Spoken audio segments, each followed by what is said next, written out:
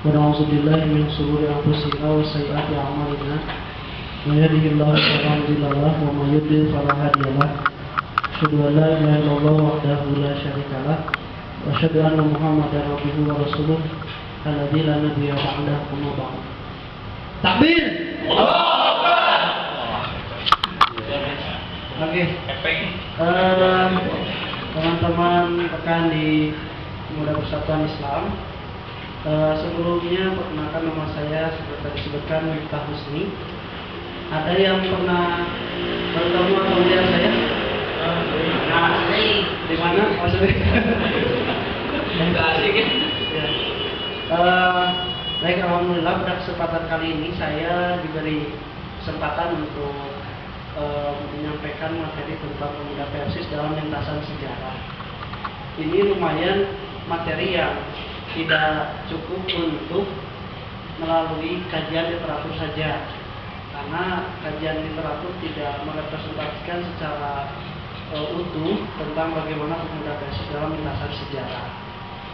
Oleh karena itu, mudah-mudahan pengalaman saya di pemuda Persis ini jadi dasar, jadi modal yang bisa mendukung pada macam ini. Nanti pertanyaannya, Ustaz, memang sudah berapa lama di pemuda berani berbicara tentang lintasan sejarah? Nah, nanti setelah rekan-rekan masuk pemuda Persatuan Islam, rekan-rekan akan diregistrasi dan akan mendapatkan nomor pokok anggota NPA. Nomor pokok anggota atau NPA itu pertama dicantumkan adalah tahun pertama masuk ke pemuda. Jadi kalau sekarang nanti registrasi tahun ini, kalau masih ada waktu, berarti nomor NPA rekan-rekan itu 16 titik sekian. Nah, kalau misalnya tahun depan 17 titik sekian. Jadi masuk registrasi ke pemuda itu pada tahun 2017. Nah, kalau Ustaz minta berapa ya NPA-nya, ada yang tahu? Nah, itu ada di 03. Jadi 2003, bukan 1903. Jadi 03 di 2003. Mudah-mudahan pengalaman sekitar 13 tahun di pemuda Persis tidak mengerucutkan materi tentang pembahasan pemuda Islam lintasan. Oke, kalau rekan-rekan mungkin sudah banyak yang mengenal saya, PDW-nya saya yang lagi. Saya ingin mengenal rekan-rekan, tidak secara nama tetapi secara usia. Ada yang usianya 35 sampai 40. Ada? Ada yang usianya 30 sampai 35. Di 30-nya atau di 35-nya?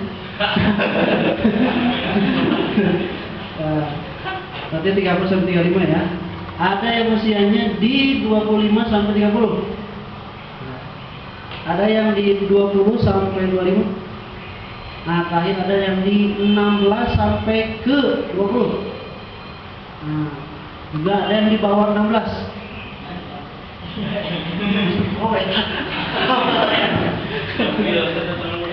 Sampai berapa bisa? 15. Akhir atau awal? Akhir. Itu dari 16. Ya, alhamdulillah ya. Berarti saya katakan di 16. Tadi yang rentang 30 sampai 35. Benar saya. Nah, kan seberapa? 33. Jadi paling akhir 33. Oke. Saya mau bertanya nih kepada yang 33, akan sahaja nih. Arman. Maulana.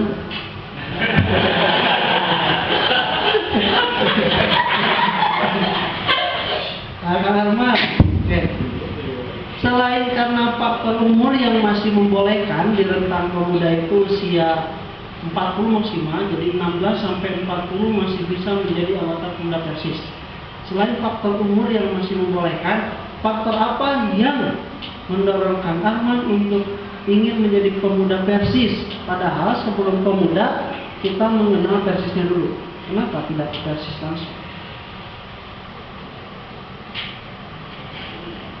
sekarang. Ya, jadi kalau pemuda itu 16 sampai 40 maksimal. Kalau persis usia berapa ada tahu? Mulai terima 30.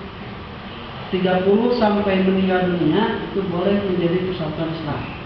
Berarti yang sudah 30 tahun ke atas itu boleh menjadi persis. Pertanyaannya kenapa kok masuk ke pemuda tidak langsung ke persis? Makanya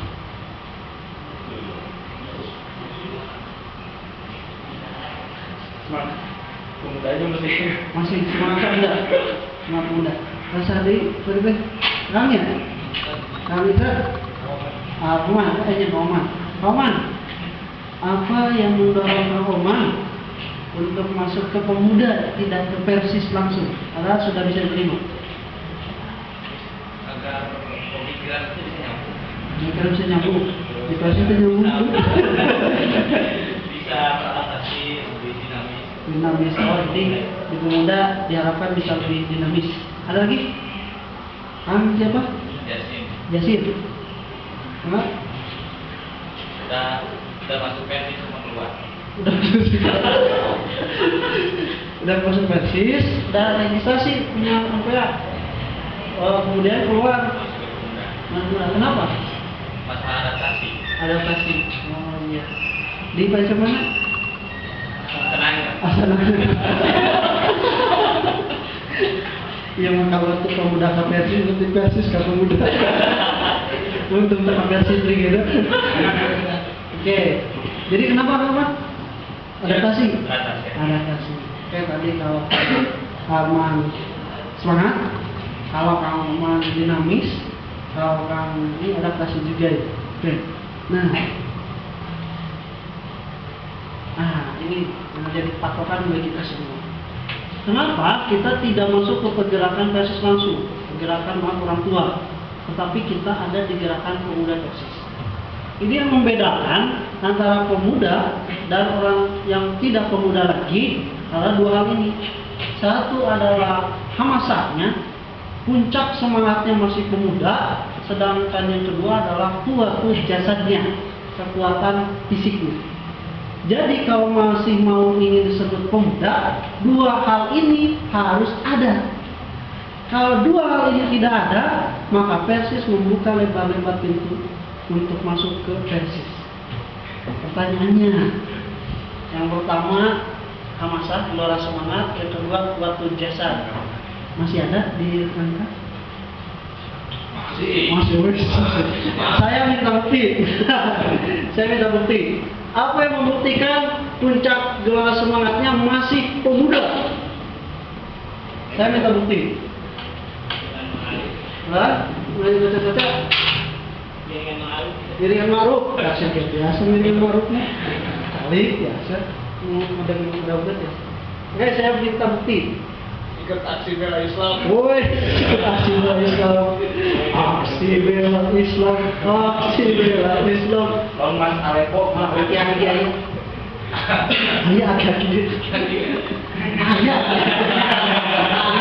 Ayah dulu. Coba apa yang bisa membuktikan bahwa puncak semangat saya masih pemuda?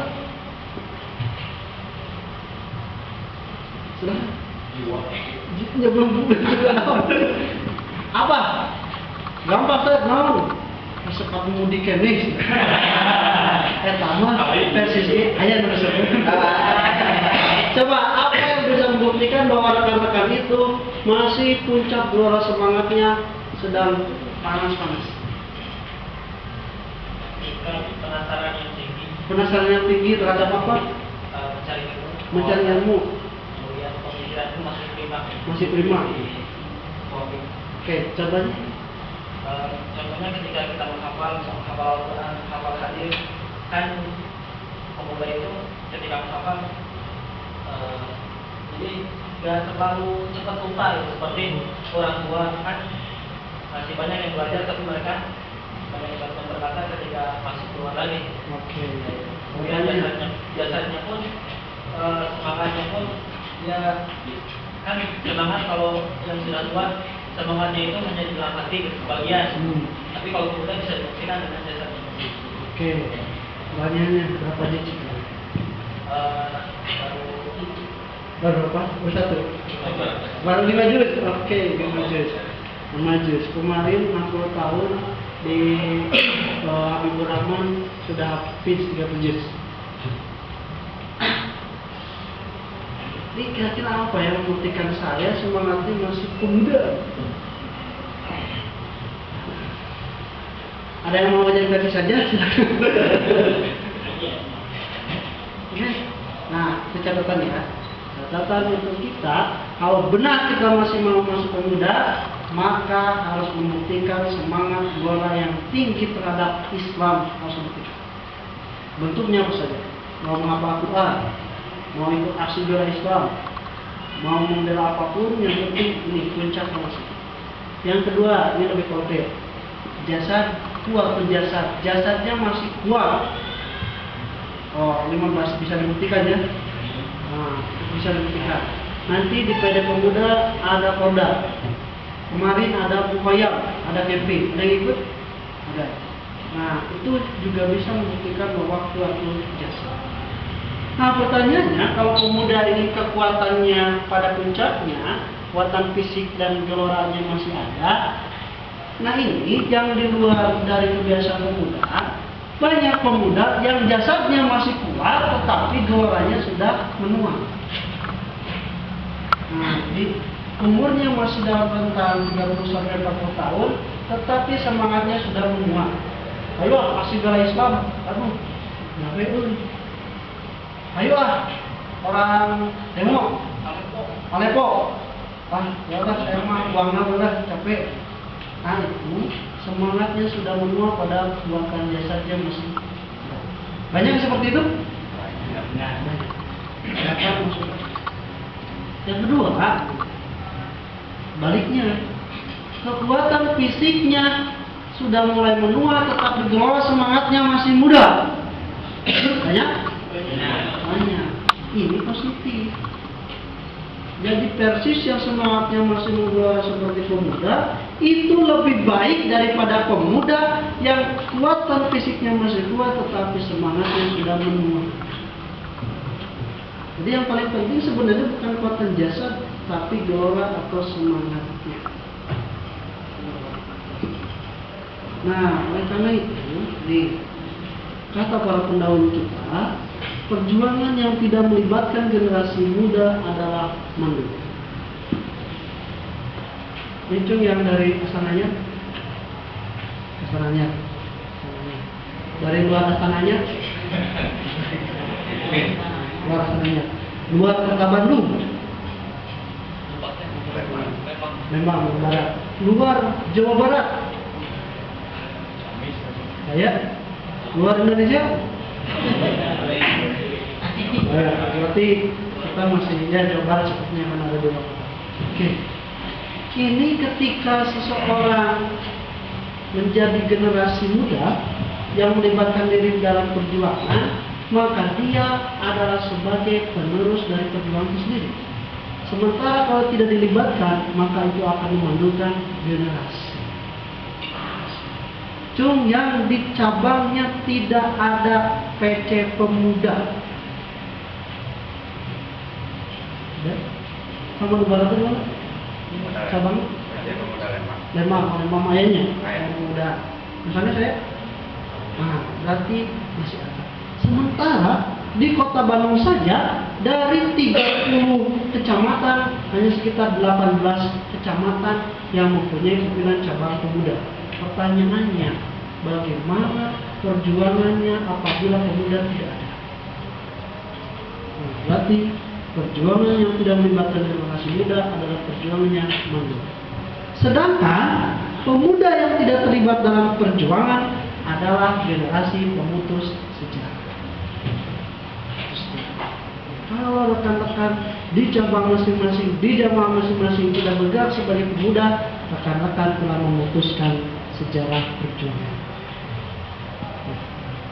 Nah, kemudian perjuangan dakwah menyeru manusia kepada jalan Allah adalah perjuangan sepanjang sejarah. Keterputusan kaderisasi akan berakibat keterputusan perjuangan dakwah. Jadi kita ambil kesimpulan dengan masuknya ke pemuda, tugas kita adalah untuk Terus meneruskan apa? Perjuangan apa? Sekali lagi, yang mau masuk pemuda Persis adalah pemuda-pemuda yang mau meneruskan perjuangan dakwah, bukan untuk perjuangan yang lainnya. Komo niat na hayang diterima jadi suami pemudi. Karena bahasa Inggris juga beda-beda niatnya. Ada yang niatnya karena dunia, bisa bukan? Atau awin roatin, atau ingin menikah, yang bukan. Kemudian apabila untuk perjuangan yang diniatkan untuk yang lain. Maka sekarang rekan-rekan harus meluruskan niat untuk menjadi pemuda itu adalah untuk meneruskan, melanjutkan perjuangan dakwah di daerahnya masing-masing. Lamun tos niat kitu mah baik menang pemuda juga. Baik menang. Lamun niat tos kitu baik nya pahak datas kitu. Sebab kan ayeuna masih aya ditaruh surat. Lamun teu ditaruh NPA ditinggal tekan teu. Berarti kalau misalnya pemuda Persis itu sudah berniat untuk generasi dakwah, maka dia adalah sebagai dai. Dan dai itu dalam bentuk apapun, bukan hanya di dalam mimbar saja, dia bisa berdakwah. Di ekonomi, di hobi, di media sosial, bahkan sampai akhlaknya menjadi figur dari. Nah, ini disadari, dipahami betul oleh para pencetus founding father Persatuan Islam. Tuan Hasan sebagai guru Persatuan Islam ini menyadari betul pentingnya pemuda-pemuda untuk meneruskan perjuangan dakwah. Maka beliau menanamkan perjuangan dan pemulihan Islam itu kepada generasi muda saat itu. Taruhlah yang Nasir itu adalah kader asal, dididik melalui halaqah, dididik melalui pendidikan dan melalui diskusi sehingga menjadi kader asal yang menjadi salah satu pencetus mosi integral NKRI. Jadi NKRI Negara Kesatuan Republik Indonesia itu dicetuskan secara cerdas oleh kader Persis yang bernama Muhammad Nasir, dan itu hasil didikan asal. Kemudian ada Fakhrul Akhiri, Ustadz Abdul Rahman, Ustadz Oli Komarudin, dan Abdul Qadir Hasan. Semua dididik menjadi penerus perjuangan pemuda pada Hasan. Berarti ada ketersambungan. Persambungan. Kalau M. Nasir ditanya siapa gurunya, dia akan jelas menjawab Hasan. Kalau rekan-rekan ditanya siapa gurunya, harus jelas. Maka di Persis selain soal pendidikan formal melalui pesantren, juga pendidikan non formal, nyorof, halaqah, atau misalnya secara tidak langsung itu juga jelas. Masih ada yang suka nyorof di sini? Nyorof, benar-benar nyorof. Oh iya. Nyorofnya yang pengen ke asatid, ke ulama, mengkaji kita. Ada yang itu? Di mana sah? Di Ustaz Jai. Di Ustaz Jai, mau kerjaan tafsir, tafsir. Alhamdulillah. Yang lain? Berarti kalau misalnya kita tidak seperti itu, mulazamah bersama para asatid yang menurunkan nilai-nilai yang tidak tertuliskan di dalam kitab, itu tidak akan kita dapatkan. Hasilnya kader-kader yang hanya cerdas berdasarkan kajian literatur. Maka ini tugas kita untuk para asatid terutama dualisme, minimal kalau sudah masuk minimal kalau sudah itu sudah. Nah, Pak Al-Akhiri dan Kemas Ahmad memberikan gagasan pembentukan wadah pergerakan dakwah pemuda Persis. Maka secara resmi berdirilah Pemuda Persatuan Islam tanggal 22 Maret 1936 di Bandung sebagai otonom dari Persis. Jadi wadahnya harus ada. Maka Pak Al-Akhiri dan Kemas Ahmad membentuk Pemuda Persatuan Islam. 36. Berarti berapa tahun umur Pemuda Persatuan Islam? 80 tahun Pemuda Persatuan Islam masih bisa berdiri sampai sekarang. Ya, sampai sini ada yang terikat? Oke, kalau tidak ada, untuk pengantarnya saya rasa cukup.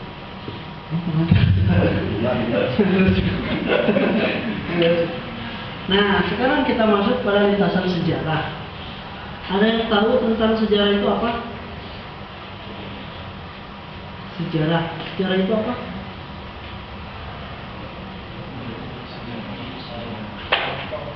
Lah, masa lampau kenangan.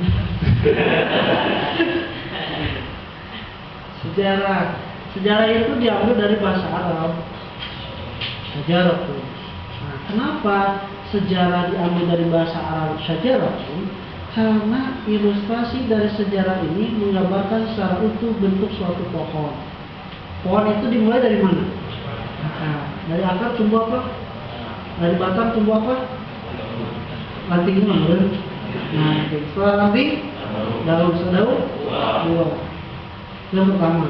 Jadi, keterpanjangan jalur sejarah itu bagaikan pohon yang dimulai dari akarnya, kemudian tumbuh menjadi batang, mengeluarkan ranting, mengeluarkan daun, dan ada buah yang dihasilkan.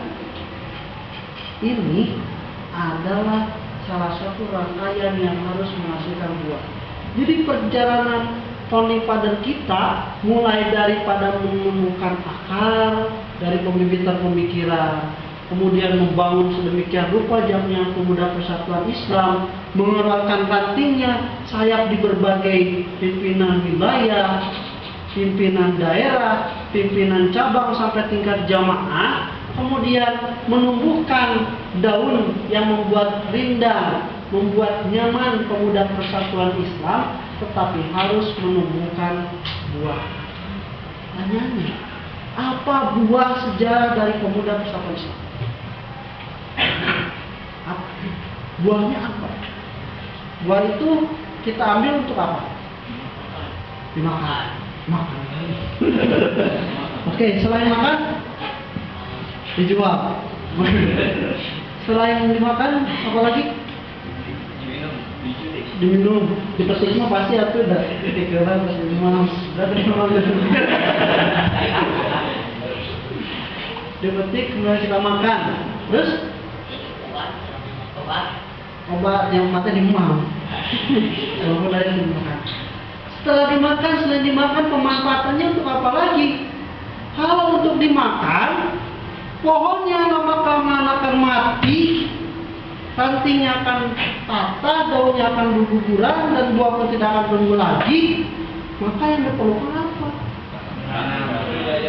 Kembali di antara salah satu proses reproduksi pohon tersebut melalui buah yang menumbuhkan biji, walaupun ada yang menumbuhkan tunas dan yang lainnya. Tetapi sejarah itu berfungsi selain untuk menumbuhkan buahnya, harus juga meregenerasi. Gimana? Kalau buahnya menurut rekan-rekan apa? Buah dari pohon sejarah yang dibangun dalam konteks Pemuda Persis kira-kira apa? Buahnya apa? Buahnya kadar-kadar ulama untuk persatuan Islam. Oke. Biji yang ditanam untuk reproduksinya apa? Ya, salah satu ini. Rekan-rekan masuk pada pemuda untuk baru ada proses pembenihan bibit-bibit baru supaya menanamkan tujuan. Berarti di sini ada yang sanggup untuk menggantikan Ustaz Abdul Rajab. Dia tananya, Cung.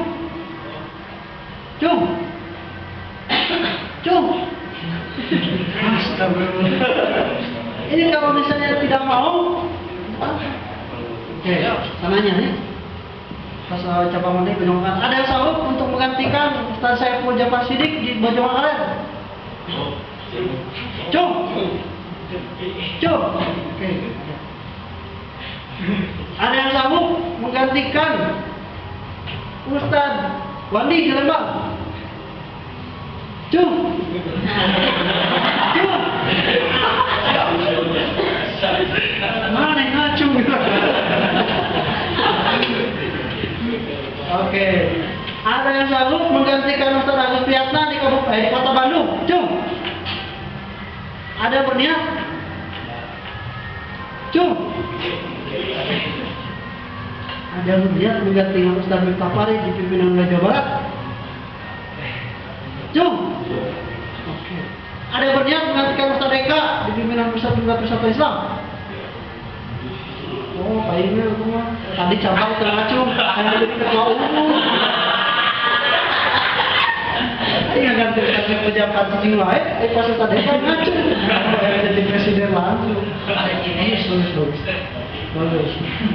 Oke, itu dalam proses kemudah. Nah, ini bagian anu tadinya 30 tahun ke atas. Ada yang sanggup menggantikan Ustaz Iman di PD versi Bandung? Itu sip. Ada yang sanggup? Ada yang berniat menggantikan Ustaz Acing Jakani? Cum. Cum. Oke. Yang lain sanggup menggantikan siapa? Itu menjadi titik pemberangkatan berhasilnya buahnya dari perjuangan. Mungkin sana kalau tidak untuk regenerasi tidak perlu pemuda persatuan Islam. Cukup persis saja. Oke, sekarang kita masuk ke lintasan sejarahnya seperti apa. Pertama, ini adalah masa kepemimpinan Juju dan Dwi Karta, Ustaz Nurdin dan Eman Sa'an. Ada yang tahu dari 3 orang nama ini? Tidak ada? Dengar. Eman Sa'an? Kalau di Arab semuanya sudah meninggal dunia. Ada Eman Sa'an yang 3 tahun 4 tahun yang lalu. Terus Nurdin? Tahu kan? Tahu. Ustaz Juju dan Dwi Karta? Tidak tahu. Tapi nama-nama inilah yang menjadi pencetus pertama di pimpinan Pusat Pemuda Persatuan Islam. Ini pada tahun 1936 sampai 1942 di Muktamar 24-25 Desember 1936 itu berkecamuk perang dengan Jepang mengakibatkan pemuda Persis melibatkan diri dalam organisasi rakyat yang berhaluan Islam seperti MIAI, Angkatan Muda Indonesia untuk Persatuan Kemerdekaan, Masumi, Sabilullah, dan Hizbullah. Jadi ternyata pemuda Persis itu harus melibatkan diri dalam penyelamatan bangsa, termasuk kemarin aksi bela Islam. Itu alumni 411, itu alumni 212. Oke. Siap revolusi? Takbir. Oke. Berarti pemuda itu harus terlibat. Jadi memang konteksnya di tahun kebelakang di zaman di pimpinan daerah Pemuda Persatuan Islam zaman Ustaz dia belum begitu kondisi. Belum zaman Ustaz Eka juga belum. Zaman sebelum Ustaz Eka ketua umum Ustaz dia juga tidak terlalu kondisi seperti sekarang. Tetapi kondisi sekarang yang banyak bakar dengan segala dinamika bangsa itu menuntut pemuda Persis turun ke jalan, terlibat langsung dalam penyelamatan bangsa dan penyelamatan agama dari penistaan. Harus melibatkan diri. Karena dari sunatullah dari para pendahulu kita juga sama. Ini sudah dari dulu berkecamuk melibatkan diri dalam upaya penyelamatan Islam dan bangsa. Yang kedua adalah zaman Ustaz Latif Mukhtar. Yang tahu Ustaz Latif Mukhtar? Bapak Nasa. Ustaz Imam, Ustaz Ihsan. Tapi Ustaz Latif secara regenerasi keluarga itu sudah ada penerus dinamikanya. Oke, rekan-rekan, siap anak-anaknya menjadi pemuda Persis? Siap. Baca Ustaz, nama udah kita benar.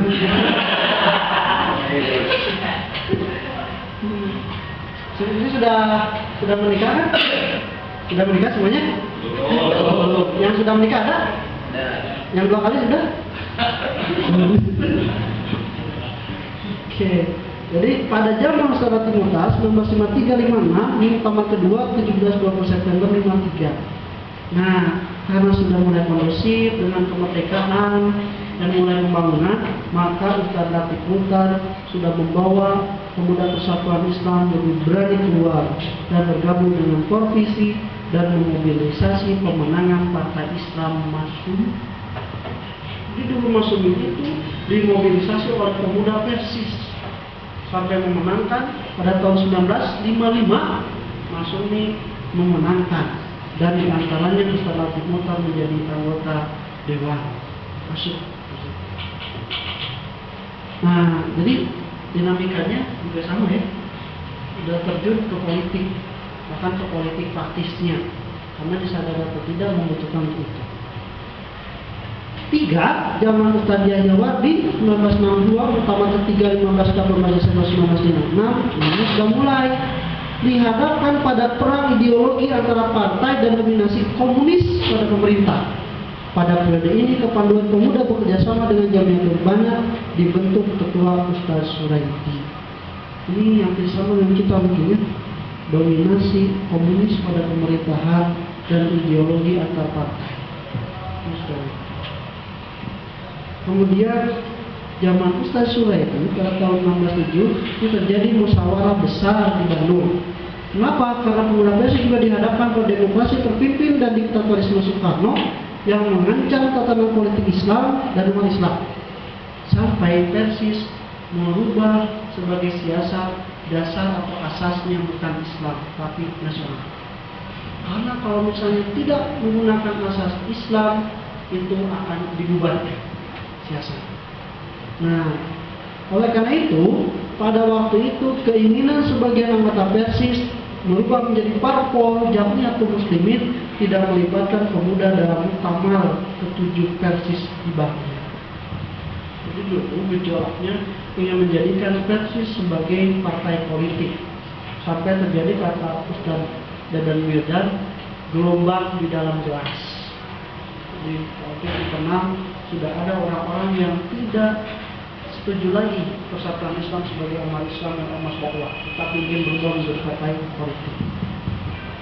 Nah, kemudian yang kelima, zaman Ustaz Jaman AS 67-81, Muktamar kelima 25-27 Desember 1967. Nah, ini sudah mulai ada kondusif, kondisi negara sudah kondusif dan sudah memulai memikirkan tentang keadaan organisasi pemuda Persatuan Islam. Maka dibikinlah pertama dicetuskan Tafiq.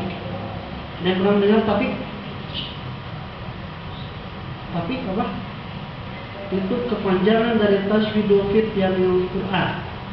Itu proses pendidikan dan pelatihan di pemuda Persatuan Islam untuk menciptakan pemuda Persis secara ideal. Nah, salah satunya rekan-rekan manhaj kaderisasinya itu sudah dijalani, yaitu ma'ruf. Nah, setelah ma'ruf nanti rekan-rekan ada halaqah pasca ma'ruf. Jadi rekan-rekan mengikuti beberapa pertemuan menerima materi-materi yang lebih mendalam, lebih spesifik lagi. Kemudian setelah rekan-rekan di halaqah pasca ma'ruf akan mengikuti Tafiq 1. Setelah Tafiq 1 ada halaqah pasca Tafiq 1. Kemudian rekan-rekan mengikuti Tafiq 2 dan mengikuti halaqah pasca Tafiq 2. Kemudian setelah itu mengikuti Tafiq 3 dan halaqahnya untuk kemudian menjadi instruktur PI. Jadi masih panjang perjalanan ini, dan itu harus ditempuh supaya merasakan saya benar-benar pemuda Persis menjalani apa itu. Kemudian 55 ini sudah mulai bekerja sama dengan MUI memberantas aliran sesat Islam Bugis melalui debat. Dan sekarang kita juga dihadapkan oleh halaqah-halaqah dakwah, halaqah-halaqah penghancuran Islam, tetapi mungkin juga harus dipertimbangkan metodenya yang dulu diterapkan seperti Ahsan dan yang lainnya melalui metode debat. Maka di Pemuda Persis, debat ini merupakan salah satu bentuk dakwah, tetapi memang perlu peningkatan dalam penerapannya. Kawakamah jeung batur jeung sesama pemuda ge kan sok jalan debatnya. Debat padahal itu salah satu khazanah yang diterapkan oleh Hasan. Hasan debat dengan Ahmadiyah, debat dengan Soekarno. Kemudian sudah mulai olahraga bela diri dan biasa. Ini ada yang mengikuti Tipan apa? Subuk teh suka? Di mana? Tadi kan? Di mana? Sanci Putri. Ada yang lain? Ada. Anu mengikuti di lain lingkungan Jamiah Persatuan Islam itu komode kudu aya pembayaran, mau pendaftaran uang bulanan. Lu pernah mengikuti gitu? Ada. Itu wakaf Persatuan Islam. Kalau itu mulai sudah ada pembayaran, itu sama saja dengan menjual wakaf. Lagi ya, wakaf itu kan tidak berbentuk harta atau benda saja, ilmu pun wakaf. Arti wakaf itu ada tidak boleh ada kepemilikan, apalagi digunakan untuk kepentingan komersial. Maka setelah itu harus diajarkan sebagaimana mengajarkan ilmu-ilmu agama yang lainnya. Setelah beriman, kalau saya masih dugikeun ka nyusulan, tanda kutip nyusulan. Tadi, cokotas rumah eta teh amuna sabagus ngajual wakaf. Jadi ada orang yang menjadi oknum provokatornya sehingga mengajarkan suku Kesukan dan Tipanpokan itu keluar jauhnya Persatuan Islam, apalagi dikomersilkan. Terutama teh, tadi coklat di rumah eta, geus ngajual belikeun wakaf, geus ngagunakeun wakaf. Coklat di amuna. Sekarang kan namun di film-film bela diri ayahnya mengambil ilmu, cuma caranya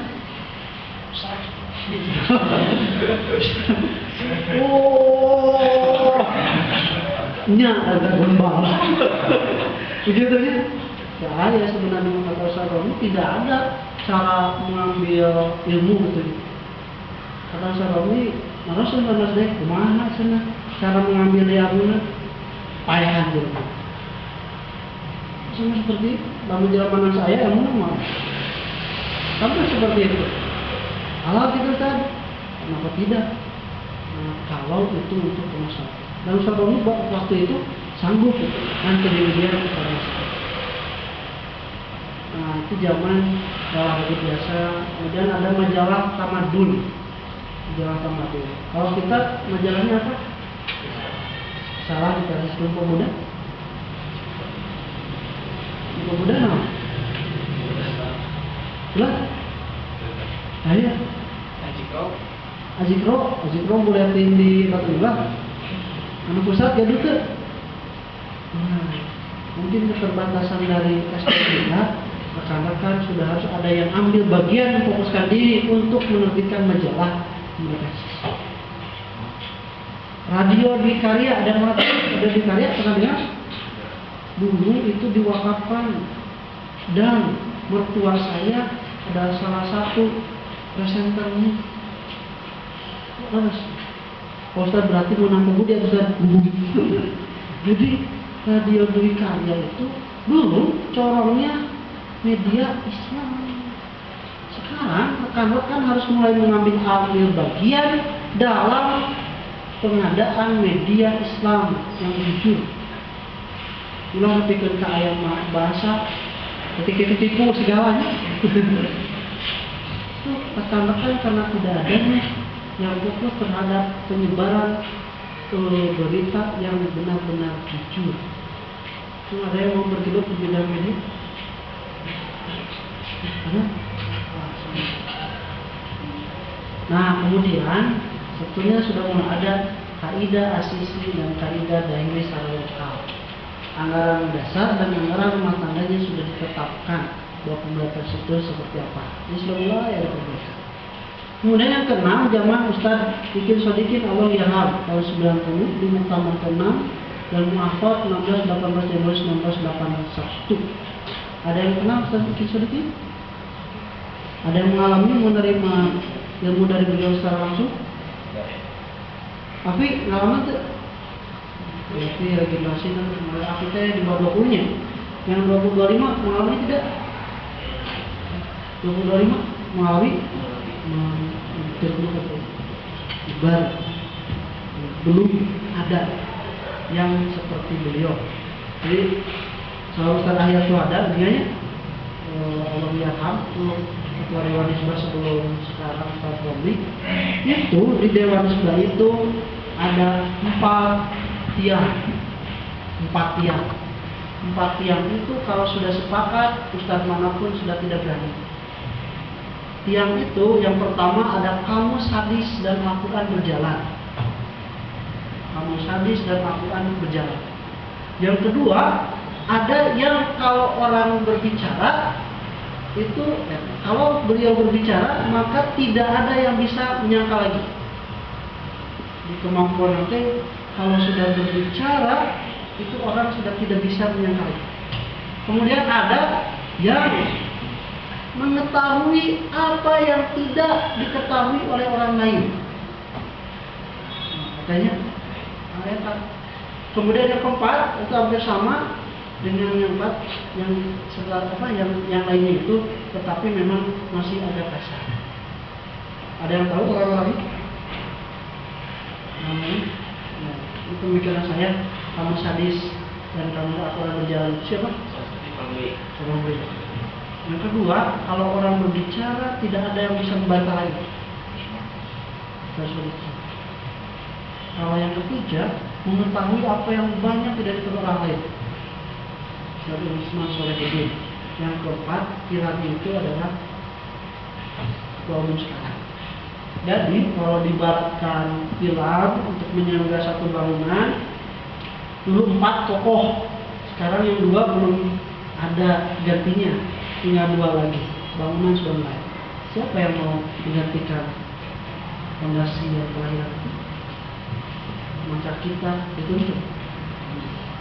Nah, memang zaman Ustaz Sodikin ini struktur kepemimpinannya lengkap. Walaupun gerakan tergantung pada figur ketua umum sehingga gerakan identik dengan ketua umum. Nah, saud terusan Ustaz Sodikin kalau misalnya rapat bahkan sampai ketika muktamar itu tidak ada yang berani. Silakan kalau ada yang bertanya, tidak ada. Itu kenapa? Karena memang beliau itu secara figur pribadi personalnya bagus. Nah, kemudian fokusnya pada pendidikan dan dakwah. Nah, setelah Ustaz Ikin ada Ustaz tentang ZA dari pesantren mana? Itu pernah ngalaman ya? Pernah pesantren? Nah, dari Bentar. Itu tahun 1995 pada muktamar ke-7 890 masalah kita pemuda Persis.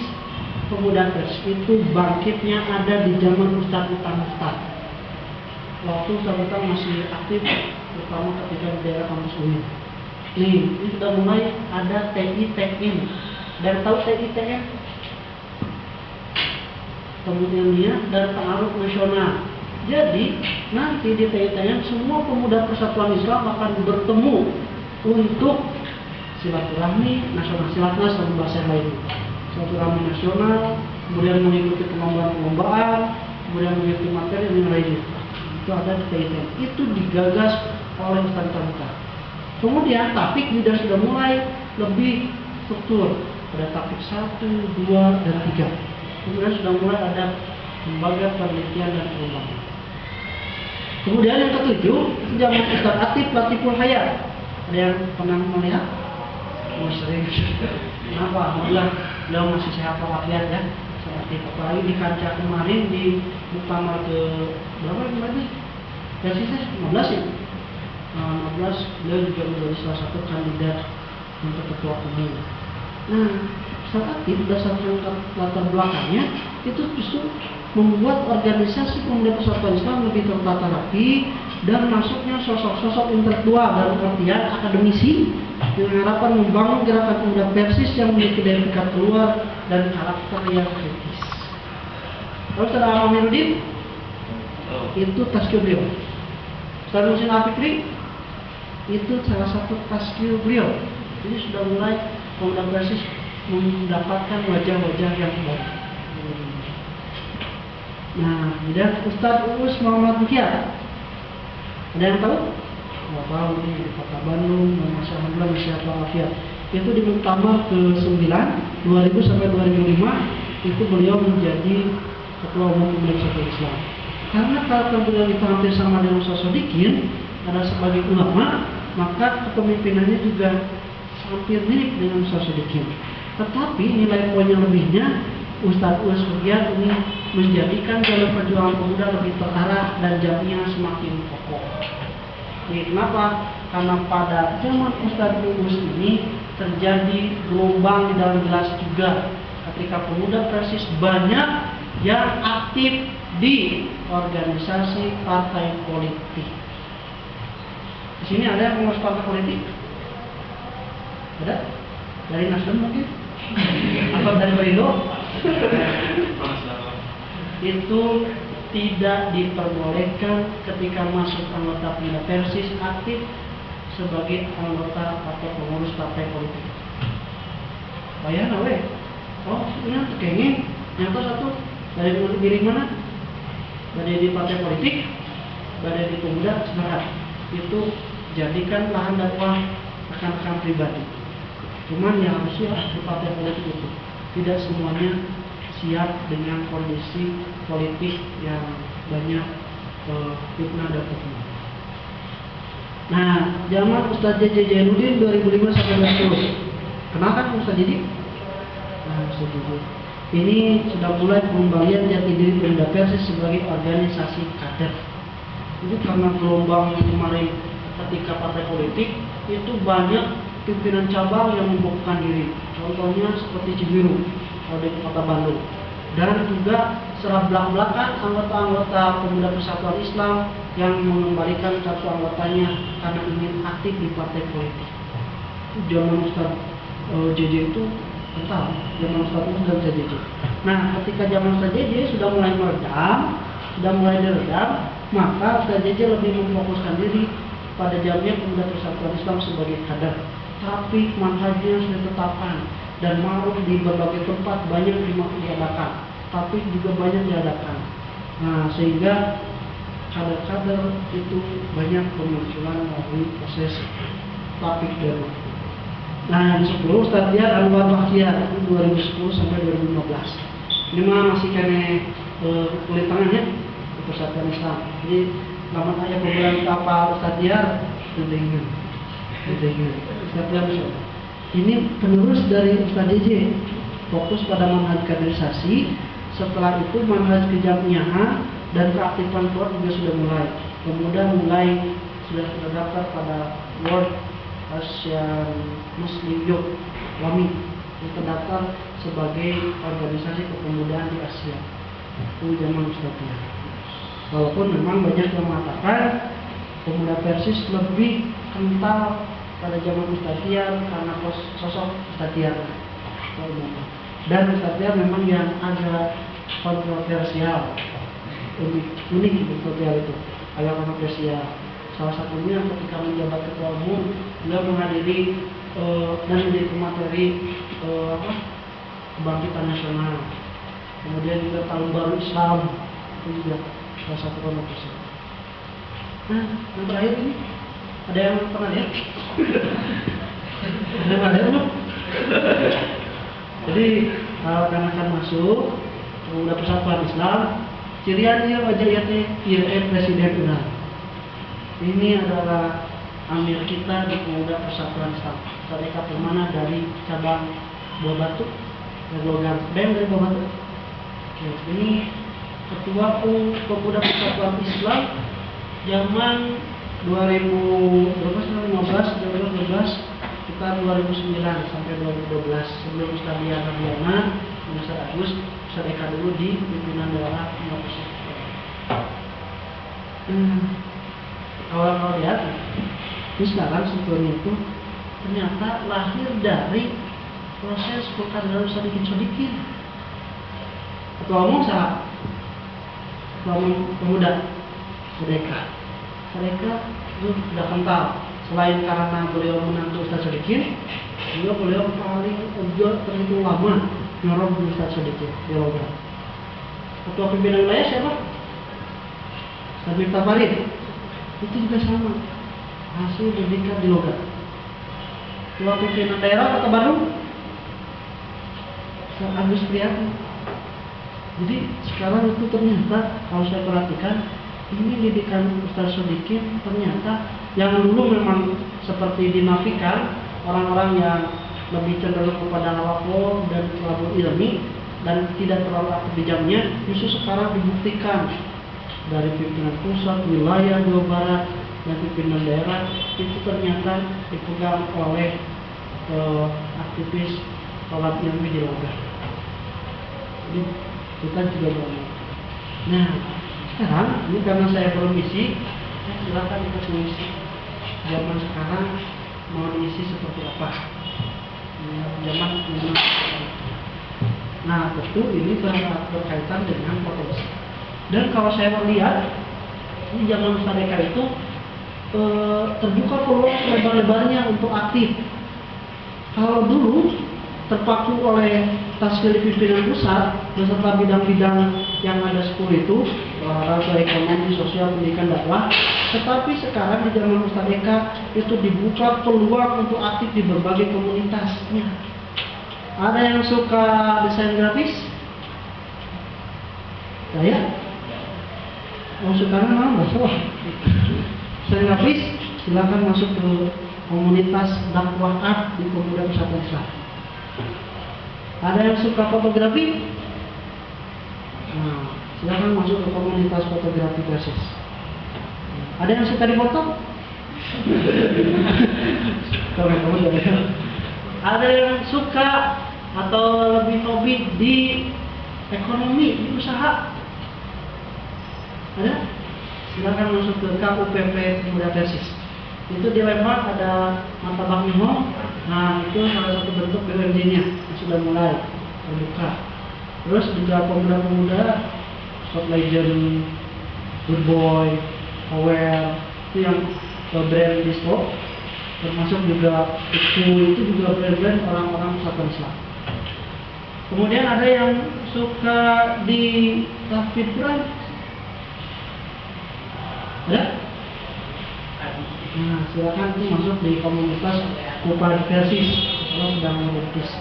Dan mungkin juga akan banyak-banyak lagi komunitas-komunitas yang lain. Dan itu terbuka untuk kita mengisi ini. Tinggal kita mau memfokuskan diri di mana. Kalau secara kejaminan sudah pasti menjadi struktur di pimpinan jamaah, pimpinan cabang, pimpinan daerah, pimpinan wilayah, maka komunitas-komunitas pun juga terbuka. Jadi zaman Ustaz Eka Permana antara rentang 2015 sekarang 2016 termasuk 17 sampai 2020 sekarang itu bukan oleh Ustaz Eka isinya, tapi oleh kita sebagai pengurus Islam. Pertanyaannya, apa yang mau saya isi di sini? Sudah punya visi? Tergantung kepada rekan-rekan. Untuk apa? Untuk melanjutkan regenerasi sejarah ini. Nah, seperti itu. Banyak kan? Jadi sudah mulai harus ambil. Yang suka di lembaga Harokah Damah, silakan merapat ke Ustaz Dian Sapian. Kan masih banyak. Oke, mungkin saya rasa cukup. Yang terakhir, mudah-mudahan jadi ibadah bagi kita. Oke, saya mau minta dibaca oleh yang paling muda. Tunjukkan semangatnya yang paling muda, jangan mau kalah sampai sama tua. Sana kita Yodi. Adi, Sapi, baca nih. Perjalanan dakwah tiada kita bukan pemuda, bukan juga. Adi dulu, Adi. Oh, tiada Dakwah. dakwah tiada pengunjung kita. Itu jelas. Kapayul. Maju di. Pengalih petunjuk orang.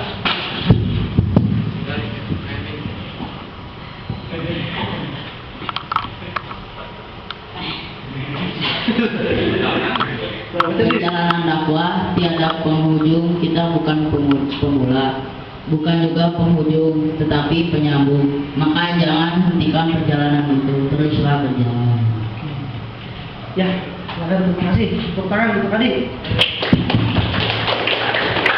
Ya, demikian mungkin yang dapat saya sampaikan. Lebih dari kurangnya saya mohon maaf. Mudah-mudahan menjadi ilmu yang bermanfaat. Jadi jadi pendorong bagi kita bahwa kita berdiri sampai saat ini bukan karena pribadi, tapi ada jejak rekam yang sangat panjang dari para pendahulu-pendahulu kita, dan itu menjadi pertimbangan kita untuk perjalanan dakwah di masa depan. Qul qawli hadza wa astaghfirullahi wa lakum. Assalamualaikum warahmatullahi wabarakatuh. Takbir.